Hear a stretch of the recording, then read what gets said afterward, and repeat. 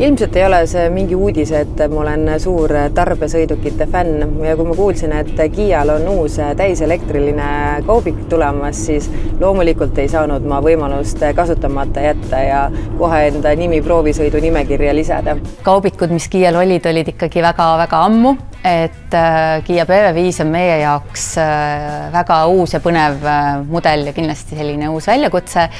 Et tegemist on siis elektrilise kaubikuga, mida me siis pakume tegelikult väga mitmes erinevas versioonis, sest et ta baseerub spetsiaalselt siis kaubikute ja siis busside jaoks ehitatud platvormile, mis tähendab seda, et tal on hästi palju erinevaid võimalusi sinna peale ehitada erinevaid mudeleid. Kui varasemalt tundus, et tarbesõidukid on meeste pärusmaa, et kuna jube raske on nendega sõita ja manööverdada, siis PV5 puhul on see müüt kummutatud, sellepärast et tegemist on nagu sõiduautoga, sul on olemas parkimisandurid, tahavaatekamera, et sellise suure kaubikuga manööverdamine on imelihtne.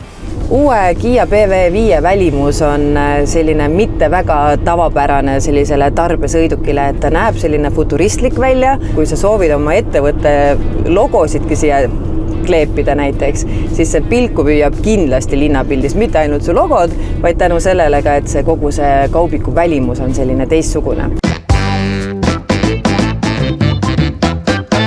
Meil on 2 erinevat akupaki versiooni.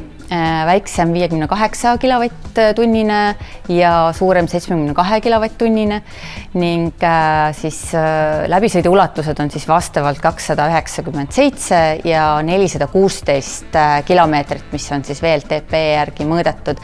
Et nüüd antud PV5 Cargo kaubik on tegelikult teinud ka sellise toreda rekordi. Nimelt täislastis, see oli küll siis ideaaltingimustes. Saksamaal sõideti temaga siis kokku 690 kilomeetrit, nii et see 416 kilomeetrit võib küll öelda, et on selline tore keskmine.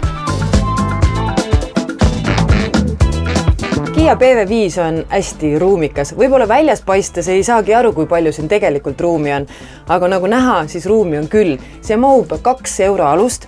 Siin on põrand hästi madalal, mis teeb ka selle kauba laadimise ja mahalaadimise hästi mugavaks, et sa ei pea nende suurte kastidega siia õhku tõstma ja neid siia sisse vedama. Teisalt, mis mulle väga meeldib, on see, et sa saad ise disainida täpselt nii, nagu sa soovid. Sa paned endale kattad vineeriga ära, lisad siia tööriista, riiulid, mis iganes. Teed täpselt sellise tarbesõiduki, nagu sul endal vaja on.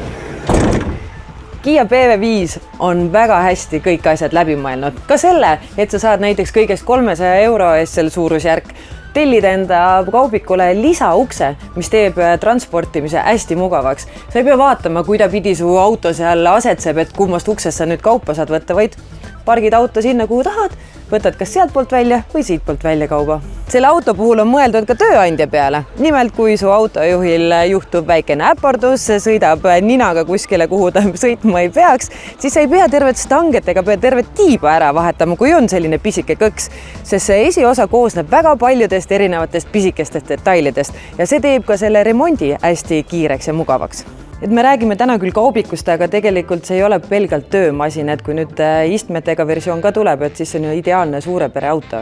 Jah, täpselt nii, et tegelikult see 7-kohaline nii-öelda siis passenger van, mis saabub suveakul, see võiks sobida ka tõesti suurperedele, et kuna sinna taha siis jääb ka mõnusalt sellist pagasiruumi, et saab ka pere siis lemmikloomad sinna ära mahutada, nii et tegemist on tõesti sellise väga multi- ja mitmekülgse sõiduvahendiga, et ja loomulikult võib tulla ka siis kindlasti selle autoga proovisõidule, et antud hetkel on siis proovisõiduks olemas meil PV5 Cargo kaubik, kohe jõudmas kohale siis Crewvan 5-kohaline ning kevadel ootame siis proovisõitma kõiki suuremaid peresid.